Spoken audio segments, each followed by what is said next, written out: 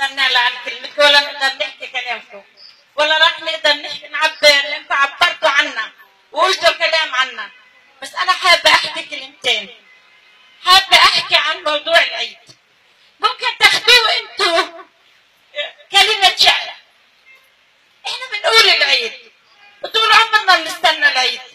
بعد امي وابي الله يرحمه لما يجي يقولوا لنا العيد نستناه ونحضر له ونجيب له، وكبرنا وتجوزنا وعلمنا اولادنا وقلنا لاولادنا اجى رمضان وبكره العيد وبدنا نشتري لكم للعيد لحد ما ربنا كتب لنا في الاسم والنصيب، والحمد لله رب العالمين. شادي دخل السجون. هل بقي عيد عندنا؟ والله ما بقي عيد عندنا. انا بقول للعيد انت العيد جاي باي حال بدك تجينا يا عيد. كل عيد بجينا كون افضل من العيد الثاني. كل رمضان بجينا والله بيعلم بحالنا. والله العظيم انا بقول عن ام الاسير وعن كل ام شهيد كمان. والله ما في عنا عيد ولا بنعرف طعم للعيد ولا راح نشوف العيد.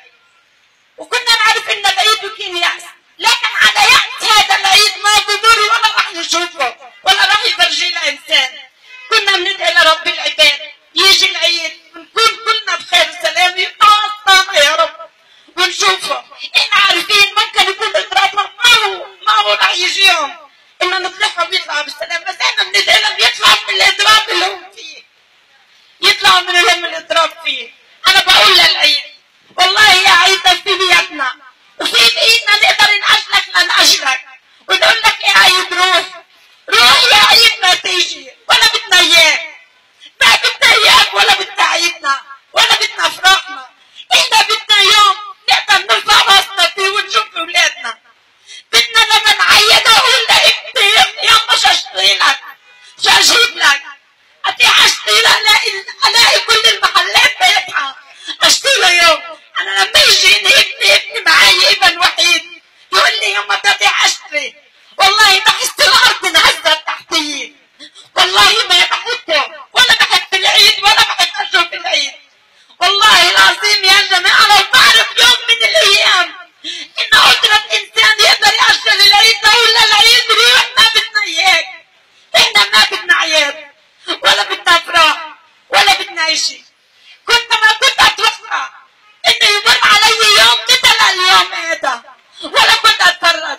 صح ايام السجن عسيره والسجن عدت علينا كثير وعدت علينا اعياد ورمت علينا الاعياد والله بيعلم. والله الله بيعلم كيف عدت عنا. لكن المرار ما في هذا 21 يوم والله ما عدنا يا ابني بالاسر عمره ما مر علي. انا انهدت بيتي وانهد بيت عندي، بس والله على ألم اليوم هذا ما دقته.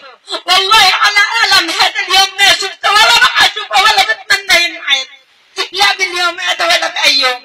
الله لا يعيد لا علينا ولا على اي مسلم الا على اليهود. زي ما خلونا ينزلوا وزي ما حرموا اولادنا العيد وحرموا الابنيات العيد وابياتهم